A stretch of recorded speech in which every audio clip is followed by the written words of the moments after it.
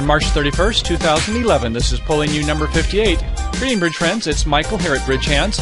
Welcome back to part 2 of our loser on loser play strategy on day 5 as we continue on avoidance, elimination, and end plays. Okay, let's begin. On our first hand, South is a dealer in hearts. A marvelous holding, ace, king, queen, jack, 10, 6 times. 10 high and at least 2 distribution is 12.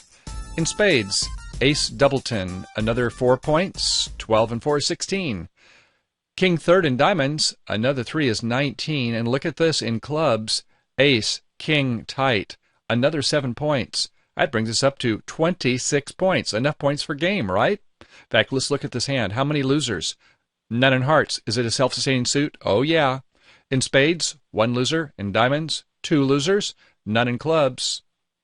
3 losers, we would go for game. How about quick tricks? 2 quick tricks in hearts. 1 in spades brings us to 3. Another half in diamonds. 2 in clubs. 5.5 quick tricks. No matter how we look at it, this hand is marvelous. All prime values. Okay, we're going to open 2 clubs. Over to West.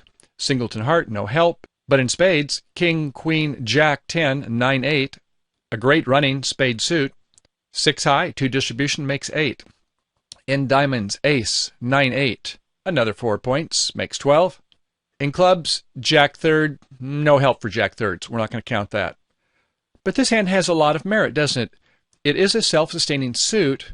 We have 1 loser in hearts, 1 loser in spades, 2 losers in diamonds, 3 in clubs, 7 losers. We like to open 7 losers. And when our right-hand opponent is opened 2 clubs, we love to compete. We have good lead direction should they play in 3 no trump. We also have the master suit and ability to compete. And oh, by the way, bidding 2 spades now, it interferes with the auction, doesn't it? So with neutral vulnerability, vulnerable versus vulnerable, not vulnerable versus not vulnerable, definitely bid. Favorable vulnerability, you may even want to jump to 3 spades with this hand. Adverse vulnerability, yes. Now you may want to go ahead and do a pass. If you're a frisky bidder, sure, bid 2 spades, but there is some risk attendant with unfavorable vulnerability. So let's overcall 2 spades. Over to North. Well, isn't this a typical holding we hate to have? Yes, our partner bids 2 clubs, and yes, there is interference, and yes, our hand completely validates both of those things. We don't have a 10 in our hand. We have no honors. This is a Yarborough hand. We don't even have a 9. If it could only be worse, it's a 4-3-3. It is worse, so we're going to pass. If you're an advanced duplicate bidder, you probably use the opposite theory. That is, you pass with a king or an ace or more in your hands, showing that you're game forcing, and you double when you have nothing, when you have a bust, when you have a Yarborough. If you're an advanced duplicate player, you would double with this hand. And why do they do that? Because they have a partnership agreement, and this is alertable, by the way. The partnership agreement is that they double with nothing. That way, when it comes back to the opener, the 2-club opener, they realize partner is bust, and if they don't have any interest in going on further, they just may leave the partners double in and say, okay, we'll play in 2 spades doubled. That wouldn't happen here. In this case, though, this is just average players. They're just going to go ahead and pass with no points. Okay, over to West. Hearing 2 clubs, 2 spades, a pass. They have nothing to say. They have a 5-4-2-2 with nice values in the minors. It's a pass. Over to South. Well, this is a great hand. We're certainly going to get in. Is it 3 hearts or is it 4 hearts? If you live in the fast lane, you go to 4 hearts. If you're not sure, then you're going to go 3 hearts. I believe that with 26 points, most people are going to go 4 hearts. At which time it's going to go pass, pass, pass. Okay, it's over to West to lead. No doubt about that, leading the king of spades. And the dummy comes down. We win it with our ace. We take a look at the dummy, and we have good news and bad news, don't we? We like that we have 4 hearts, although we didn't really need them. It turns out it's a duplication of value. Since we are solid, we never had to worry about the opponents eventually getting in with a secondary honor. But we need a strategy, don't we? And we can see that we have 1 spade loser and up to 3 diamond losers. Do we have an entry to the dummy? Yes, we do. Once we pull the trump, we can use this 3 of hearts to get to the dummy, and we can go ahead and try a diamond finesse. If the diamond finesse works, fine. If it doesn't, not so very fine. In fact, do you notice that we don't have any intermediates here? Yes, this is one of these hands we talked about where we can't use our typical avoidance, elimination, and end play and throw the West hand player in. It would be nice if we had a 10 or a jack, so when we played a diamond, we could play the 10 or the jack and hopefully get West into the lead. We can't do that here. So we're going to try our loser-on-loser strategy. Let's see how that works. Okay, so we're going to start pulling trump. We have 6 and 4 is 10. They have 3. We need to count up to 3. We play our ace. They both follow. There's 1 left. On our king of hearts, we see an 8 of spades, and the last heart is coming from the east hand. All right, that takes care of the heart suit. Next, we go ahead and strip out the clubs. So we play a ace of clubs. They both follow. The king of clubs, they follow again. And now we need to strip out this third club. How are we going to get to the dummy? Yes, we're going to use that low heart to get to the dummies 7 and 8. We now play the third club. The club suit is stripped out. They have no hearts. They have no clubs. You see where we're going with this. Next, we play a spade, and we let them into the lead.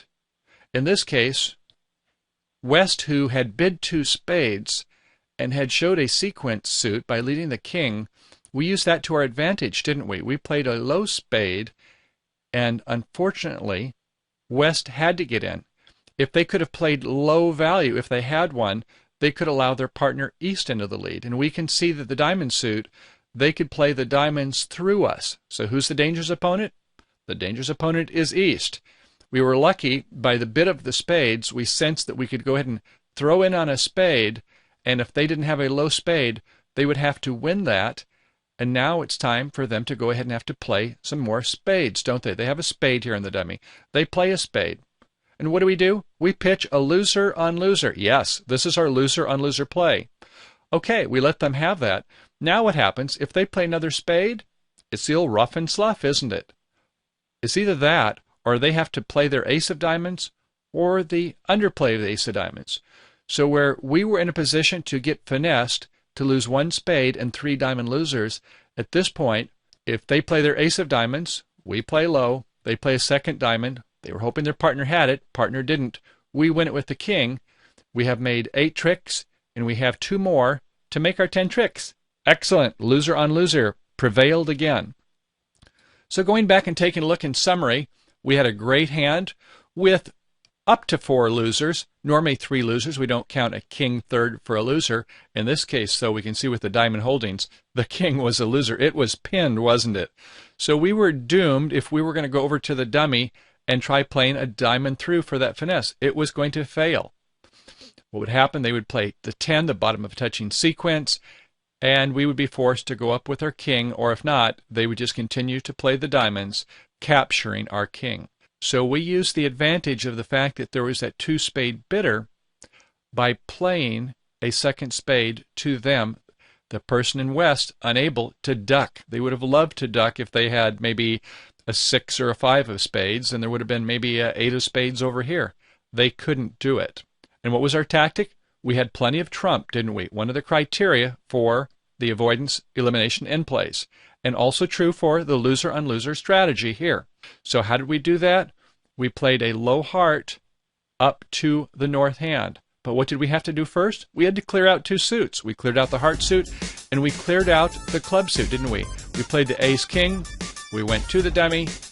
We went ahead and roughed out, didn't we? And then we just threw in with the 2 of spades.